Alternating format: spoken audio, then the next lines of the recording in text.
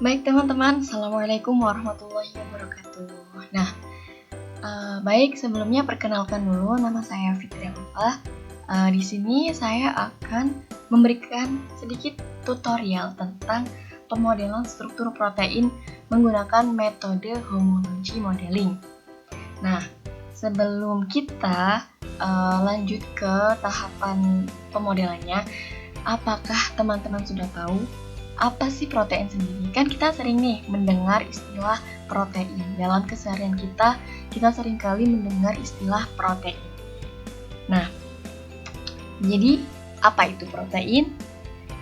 Nah, protein adalah suatu senyawa yang menyusun makhluk hidup.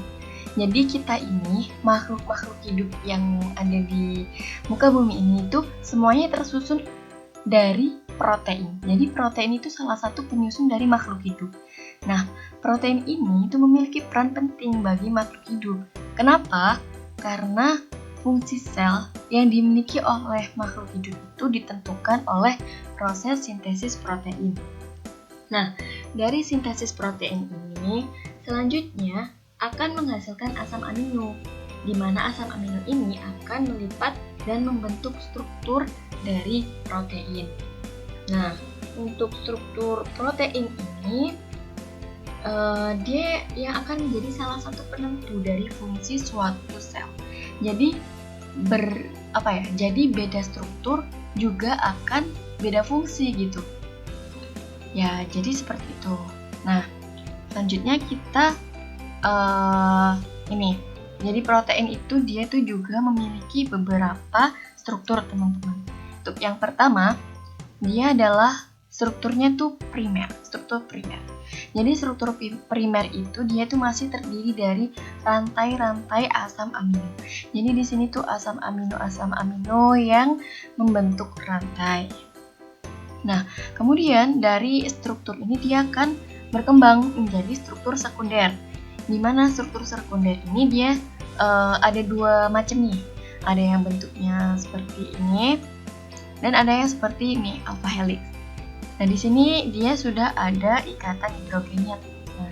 Jadi udah ada tambahannya gitu.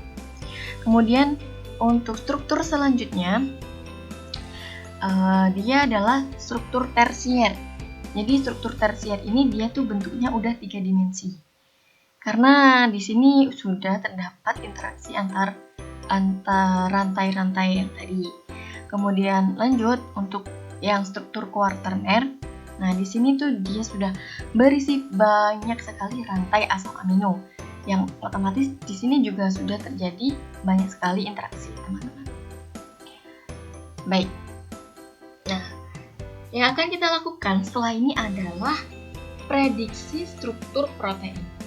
Nah, untuk prediksi struktur protein sendiri itu juga apa? Jadi, yang dimaksud dengan prediksi struktur protein ini adalah ini salah satu tujuan terpenting yang ditempuh oleh bioinformatika dan kimia teori. Nah, ini tuh sangat penting misalnya dalam bidang kedokteran. Dalam bidang kedokteran misalnya tuh dalam desain obat. Selain itu dalam bidang bioteknologi, ini juga berfungsi dalam desain enzim baru. Nah, untuk melakukan prediksi struktur protein ini tersedia beberapa teknik pemodelan. Jadi di sini tuh ada 3 teknik pemodelan struktur protein. Yang pertama adalah pemodelan homologi, yang kedua trading protein, dan yang ketiga adalah metode ab initio. Nah, untuk kesempatan kali ini kita akan belajar tentang pemodelan homologi saja. Kenapa? Karena dengan teknik pemodelan ini itu mudah dilakukan. Selain itu dia itu juga pemodelan homologi ini tuh dapat menghasilkan model struktural berkualitas tinggi ketika target dari sequence protein kita itu sesuai dengan template yang terkait, template yang sudah kita temukan nanti. Oke, langsung saja. Nah, dalam tahapan pemodelan struktur protein homologi model ini terdapat 4 tahapan, teman-teman. Yang pertama ini adalah pemilihan template. Nah, tapi sebelum pemilihan template, otomatis kita juga harus memiliki sequence protein yang akan kita model. Nah, jadi setelah kita memiliki sequence protein, nanti kita tuh akan lanjut ke sini, pemilihan template. Yang dimana template ini akan kita jadikan acuan karena kita bisa tahapan ini kita akan memilih template yang terbaik. Nah, untuk tahapan selanjutnya adalah penyelarasan target dengan template. Jadi sequence protein dari protein yang kita miliki tadi, protein target, kita sejajarin dengan protein template. Setelah itu kita lanjut ke konstruksi model. Nah, di tahapan inilah kita akan melakukan modeling atau melakukan tahapan model membuat model struktur protein itu. Dan yang terakhir adalah penilaian model. Baik, langsung saja kita ke langkah-langkah modelingnya. Seperti yang sudah saya katakan tadi, bahwa untuk melakukan tahapan pemodelan struktur protein, kita harus memiliki sequence protein terlebih dahulu. Nah, untuk kali ini kita bisa mencari sequence protein di web servernya NCBI. Jadi kita di sini kita ketikkan NCBI. Oke. Jadi NCBI itu dia seperti GenBank. Jadi di dalam website web server ini dia itu terdapat banyak sekali data-data biologi, baik itu berupa nukleotida, protein ataupun lainnya. Oke, kita klik sini.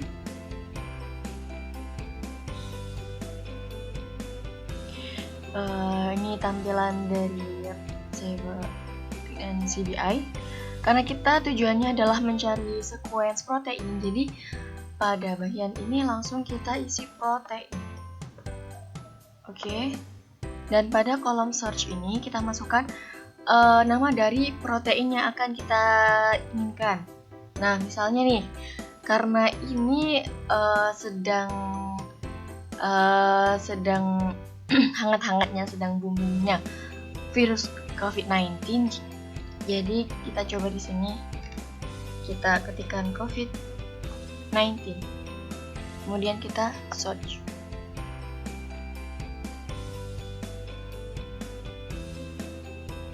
Baik, ini sudah mulai muncul hasilnya. Nah, di sini terdapat ini kita lihat terdapat 138 halaman. Jadi di sini tuh banyak sekali protein dari COVID-19 ini. Nah, kita bisa pilih sesuai dari yang kita inginkan.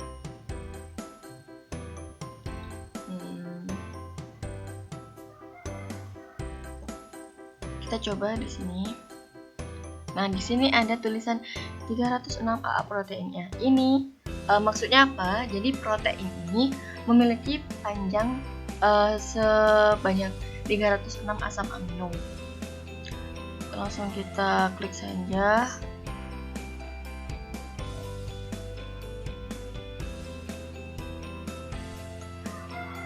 Baik, di sini ini dia informasi tentang protein dari COVID ini.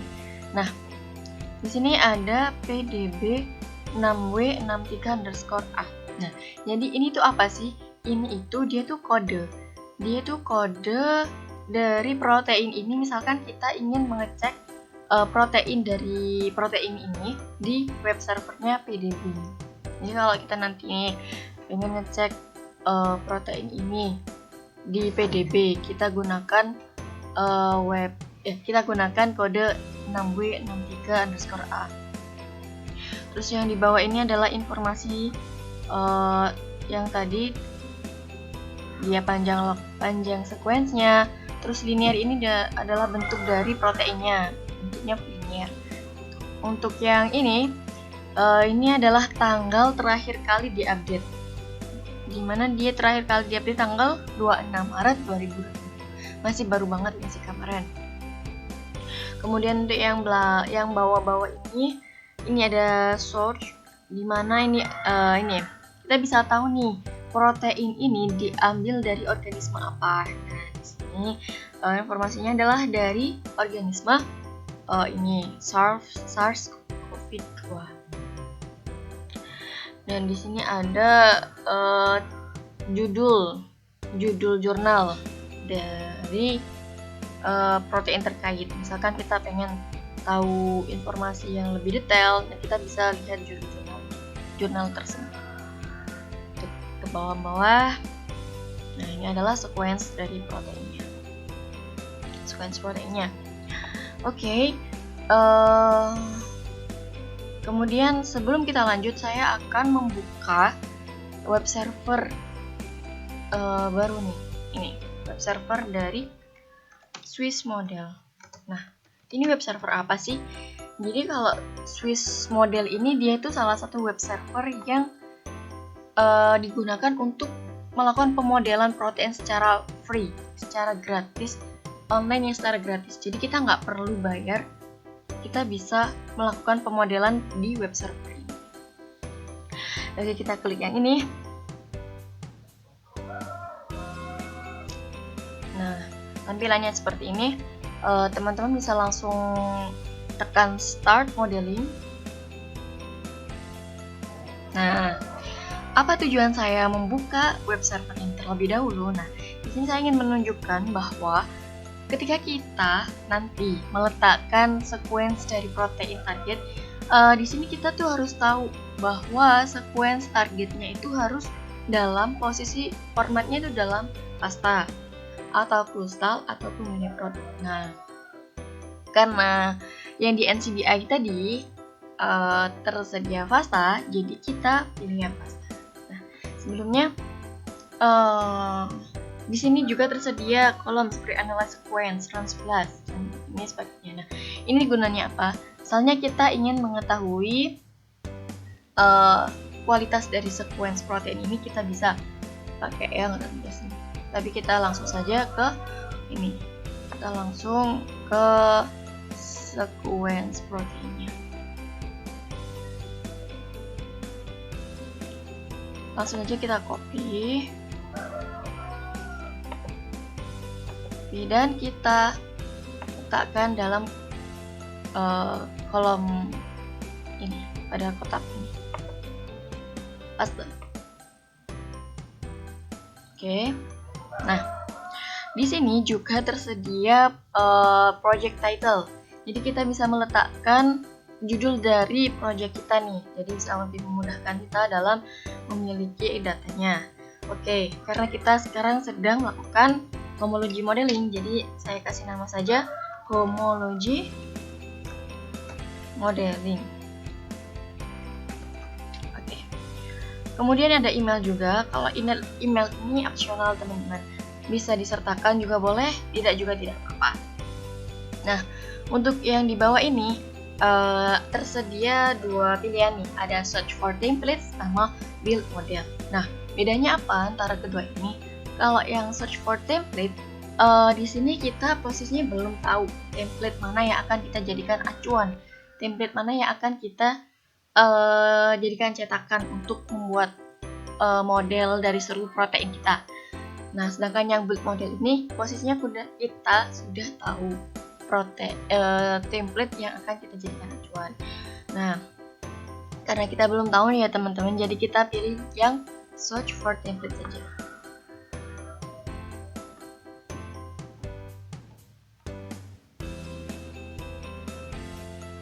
Nah, di tahapan ini kita memang membutuhkan sedikit waktu yang lama, jadi harap bersabar teman-teman.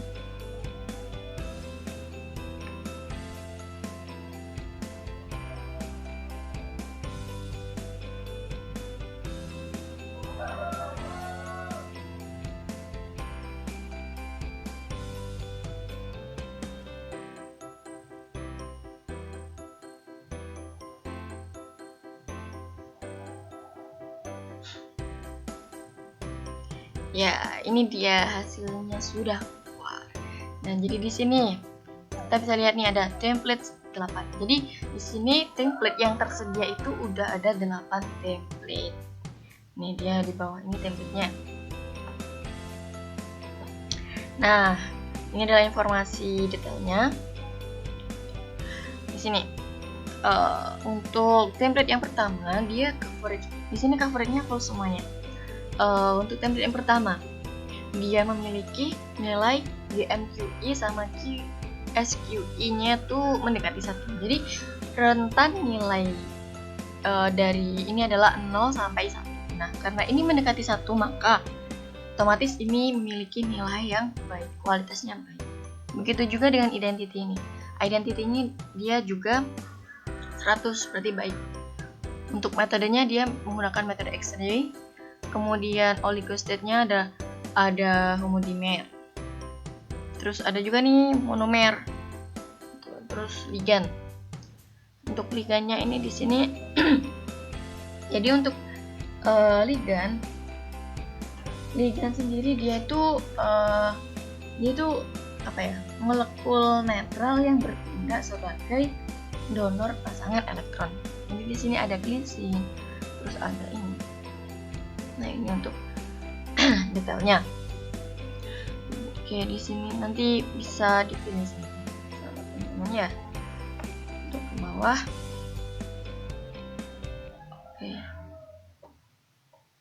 Ini adalah tampilan visual dari model struktur proteinnya. Misalnya nih, kita pengen tahu perbedaan dari template 1 sama 2 gimana nih, kita coba ya.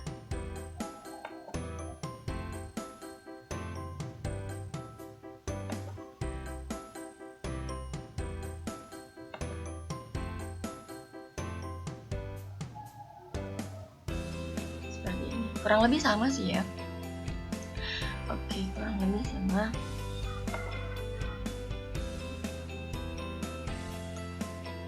Jadi di sini nilainya kita ambil dengan template kualitas yang paling baik. Nah, dia ini jadi saya pilih yang pertama soalnya dia sudah memiliki dia termasuk kategori dari template yang bagus ya, dengan kriteria-kriteria tadi. Nah, di sini nih di sini tersedia beberapa model untuk struktur proteinnya. Nah, kalau yang sesuai tampilan ini, dia ini termasuk dari model kartun. Nah, nanti bisa dirubah sendiri sama teman-teman. Misalnya nih, kalau tube gimana? Nah, jadi kalau tube dia itu seperti bentuknya seperti tabung gitu loh ya. Nanti bisa dirubah-rubah. Oke. Misalnya space fill. Kalau space fill ini dia penuh. Jadi dia kelihatan penuh gini. Hampir mirip kayak ke struktur tersier. Kita pilih ini saja. Terus kalau ini ada start rotation. Jadi kalau pengen pengen ingin dirotasikan nih, kita play. Jadi dia muter nih, dia berotasi. Jadi kita bisa tahu dari sisi-sisi yang lain. Ya. Oke. Kalau detect nih, kita coba detect itu misal kita ingin tahu struktur proteinnya lebih jelas lagi. Nah, jadi lebih jelas kan ini lebih gedean. Bisa diputar-putar. Oke. Seperti itu. Kalau ini reset. Jadi kita setelah kita model-model kita bisa nge-resetnya. Jadi bentuk awalnya kayak seperti apa, jadi kita tekan tombol ini. Oke, karena sudah ini yang ingin saya sampaikan lagi adalah ini ada quaternary structure. Nah, di sini ada oligomeric state, ada stoichiometry, ada topologi sama interface similarity. Nah, untuk yang pertama nih, oligomeric state. Jadi oligomeric state ini dia itu pengelompokan template yang dikelompokkan berdasarkan monomer, homodimer ataupun heterogen. Nah, sedangkan kalau stoikiometri dia ini dikelompokkan berdasarkan jumlah rantai dalam strukturnya. Kalau yang topologi dia ini dikelompokkan berdasarkan interaksi antar sekuen. Sedangkan interface similarity yang dikelompokkan berdasarkan kemiripan dari interface-nya atau penghubungnya. Jadi molekul-molekul ini kan dia saling berinteraksi gitu antar molekulnya atau dari satu sama yang lainnya. Kemudian kalau sequence similarity, nah di sini kita bisa tahu bagian kemiripan dari sekuennya tuh di mana nih. Misal kita klik ini.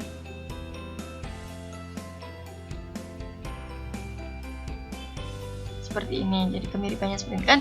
Ini kita mencocokkan antara sequence target kita dengan template-nya. Jadi ada kemiripan ya. Oke, di sini kita bisa langsung pilih yang ini ya. Jadi ini untuk informasi detailnya. Kemudian kita build model.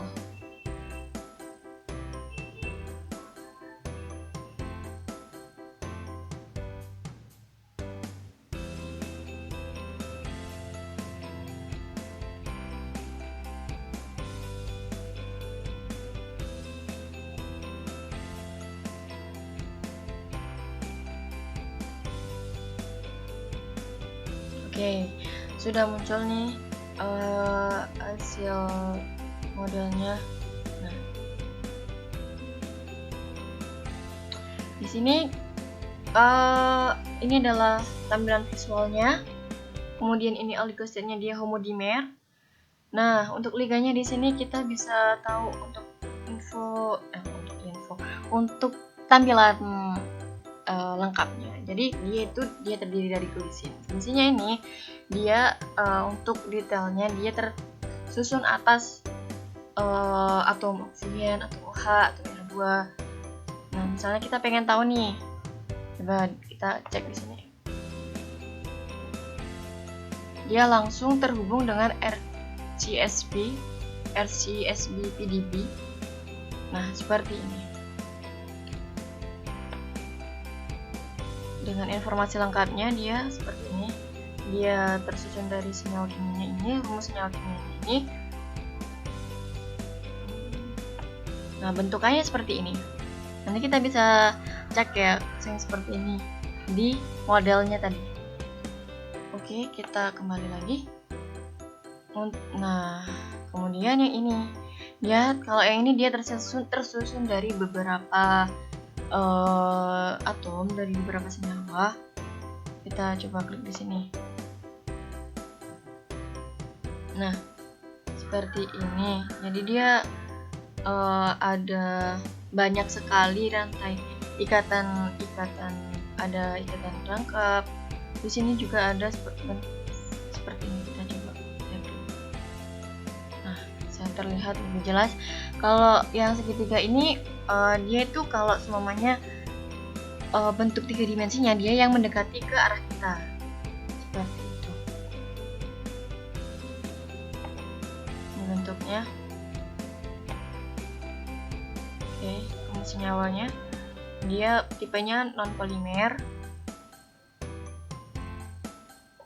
Ini jumlah atomnya ada 84. Dengan ini C-nya ada 4-nya. Yang tadi katanya ada 87. Terus ini untuk informasi detailnya. Oke. Nah, untuk ini ya seperti tadi ya, yang sebelum kita klik model tadi juga ada informasinya. Kalau yang cumin ini dia kalau nilainya semakin tinggi, jadi cumin itu terdiri dari 2, ada Z-score sama row score. Kalau Z-score Kalau semakin tinggi berarti dia kualitasnya semakin baik. Sedangkan kalau raw score, kalau semakin rendah dia nilainya semakin baik, sebaliknya lah. Jadi kalau QMIN itu dia tuh apa sih? Dia tuh qualitative model energy analysis, atau dia tuh menggabungkan beberapa fungsi penilaian untuk memperkirakan kualitas modelnya. Seperti itu. Ini misal saya klik ini deh. Ini informasi detail dari ini. Kalau tulisannya dia terdiri dari apa aja. Nah, dia ada 3 residunya. Residunya ada 3 nih. Misal saya klik. Nah, ternyata dia terdiri dari ini, ada ini. Nah, kita semuanya pengen tahu nih, kalau rantai A itu yang mana sih? Kita klik di sini. Maaf. Rantai A-nya kan ada 2. Kita coba yang ini. Kita klik. Oh, ternyata rantai yang R itu sebelah sini. Terus kalau yang ini,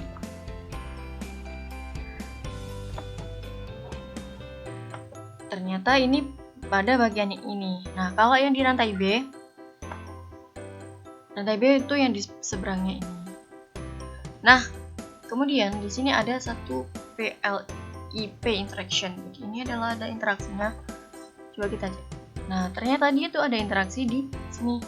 Dia ada interaksinya. Nah, tadi ini glisinnya kan ya.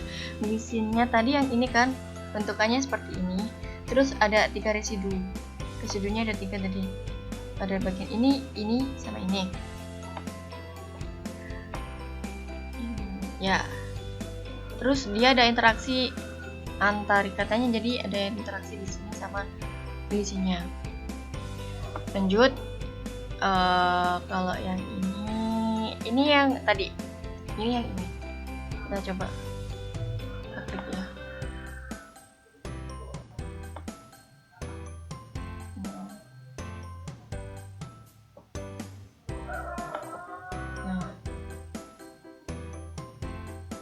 Nah itu dia tuh letaknya ada di situ teman-teman, ada di sebelah kanan dan kiri dari glisin tadi. Ini jadi dia ada 18 residu. Kita klik di sini. Oh, jadi dia ada di sebelah sini dengan struktur seperti ini. Sama ini untuk detailnya dia posisinya ada di mana. Misalnya nih, saya pengen mengecek B, rantai B yang mana? Ternyata rantai B ada di situ. Nah, kalau yang rantai A yang di 189 ada di mana? Nah, ternyata ada di situ. Seperti itu sih, nanti kita bisa tahu lebih detailnya. Terus untuk interaksinya kita coba kita lihat. Nah, ternyata dia ada banyak interaksi nih. Ada berapa teman-teman? Ada 10. Sesuai di sini ada tulisannya ada 10. Jadi dia ada 10 terdapat interaksinya, ada interaksi antar molekulnya, ada 10 interaksi. Yang ini ada interaksi hidrofobik, terus ada interaksi antara ikatan hidrogen.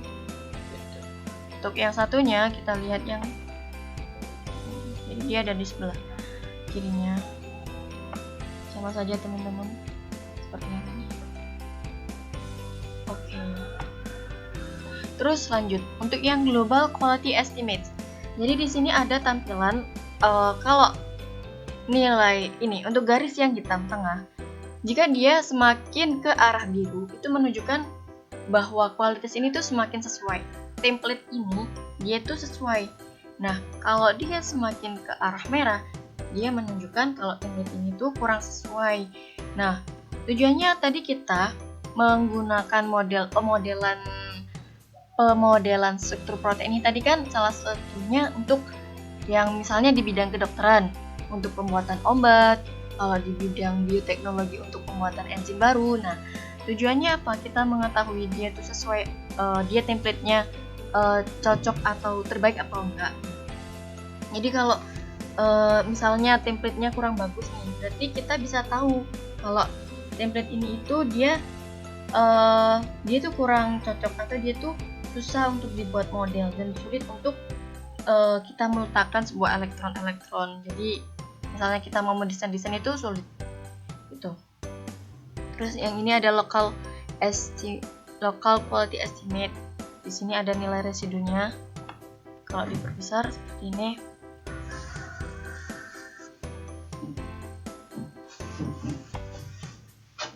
Kemudian di sini ada comparison. Nah, seperti yang saya katakan tadi ada Z-score. Nah, Z-score kalau nilainya semakin tinggi berarti template itu semakin baik. Nah, kita modelnya ada di sini nih. Berarti dia otomatis memiliki kualitas template yang baik. Seperti itu.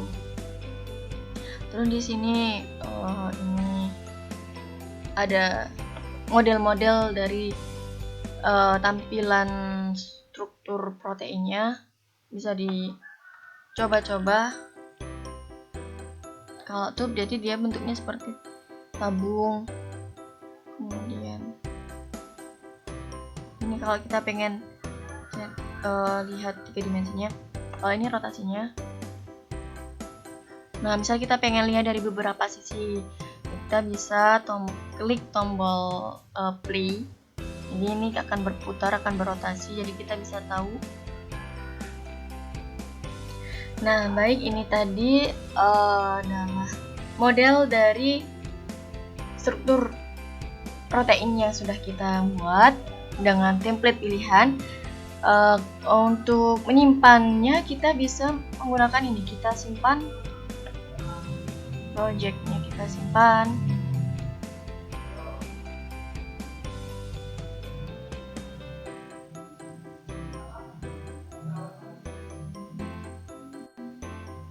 Nah, baik, di sini sudah dia sudah dalam proses penyimpanannya. Baiklah, cukup sekian dari saya, sedikit tutorial tentang cara pembuatan atau cara pemodelan struktur protein dengan dimensi.